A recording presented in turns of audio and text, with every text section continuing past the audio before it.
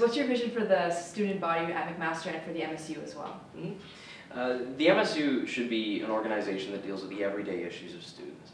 That's why I built my platform around the three main points that we've been articulating for the past week and have been resonating pretty well with students. It's about better buses, it's about more affordable food, and it's about actually having an organization that works for you. If it's claiming to represent you, it should work in your best interests. I've been talking to students through my time as a representative and when I worked at the Silhouette, and I found that students just want an MSU that works for them, that deals with the everyday issues. And I think that the MSU can do a much better job of that now. Can you talk further into detail about your three basic platforms? Yeah. So in terms of better bus service on campus, it's an issue that everybody faces. Everybody knows what it's like to be left at the curb on a rainy day by a bus. You know, the 51 passes you full, the 1A passes you full. So what I want to do is help ease congestion on those routes by bringing the 10B line back through campus. For those students in 4th and 5th year, they'll remember a time when the B line actually did run through campus. But it was moved off of campus following a university dispute with the city. And I think we can bring it back now with a new administration that has a new outlook on the community and how we as McMaster, as a university, interact with the community. So we can definitely initiate that dialogue, and it's something that's it's important to ease congestion on those routes. In addition, we want to offer a 12-month optional bus pass because we have our 8-month pass now. Offering students a 12-month pass will open up a whole new world of opportunities. Students who want to work on campus in summer, students that want to take courses, or students that just even have a 12-month lease and want to stay in Hamilton. It'll be something that they'll be able to opt into, and I think that it'll really improve their experience with the HSR. Food on campus is another big issue. Considering Paradise Catering has a monopoly on all actions in the Student Center, what I want to do is have MSU clubs exempted from that. So if the Vegetarian Club wants to hold a meeting in the Student Center, they can bring their own food. It's a basic issue for clubs that have very small budgets, that want to hold events, just do things to engage their membership. We shouldn't be penalizing them with high food costs. And I want to make sure that 1280 is competitive with all the other food establishments on campus.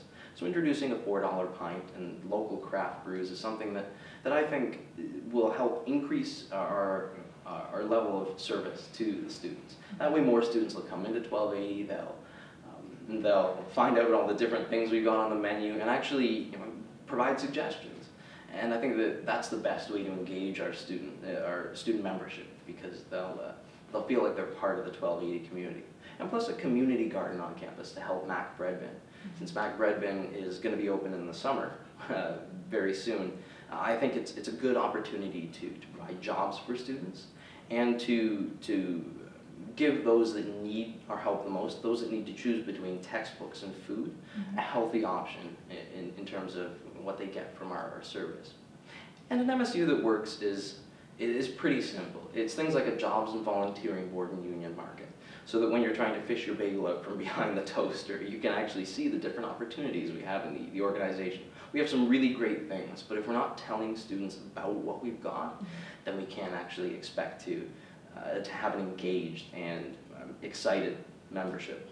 And I'd like to give the President's Apartment up to 2 incoming first-year students who have shown exemplary work in their community. I mean, if they've done social justice work or quite a bit of volunteering, they've shown that they can be an active member of their community. I think that those students deserve an apartment more than I do, considering the university was paying people to move out of residence this year. It's just a responsible move on the part of the President. That's actually very interesting. When I heard about you doing that, I was like, it's very generous of you to actually give up something that most of the presidential candidates are looking forward to having. Yes. Let's talk about social media a bit. It plays a huge part in the MSU presidential elections this year, especially with Twitter. Now, I found that each candidate has their own sort of slogan or their hashtag. Yeah. The one that's trending for you, from what I can see, is "We Need LRT," and that's been trending before you even were running. Yeah. So how do you relate that to your own campaign? It just shows that I've got a proven track record of fighting for better transit on campus.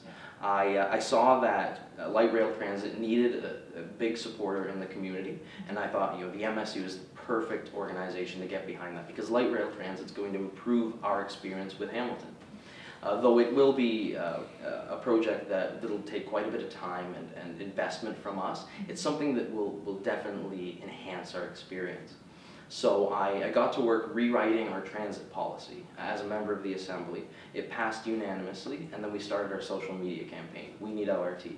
So if you're stuck at King and James, you know, after going on a shopping trip downtown, or you're just trying to get to Locke Street so you can, you know, go shopping, or you're meeting friends on Augusta, you can't get a bus because the service has been downgraded, and we've got problems in terms of, you know, where buses are going, the frequency in which they're running.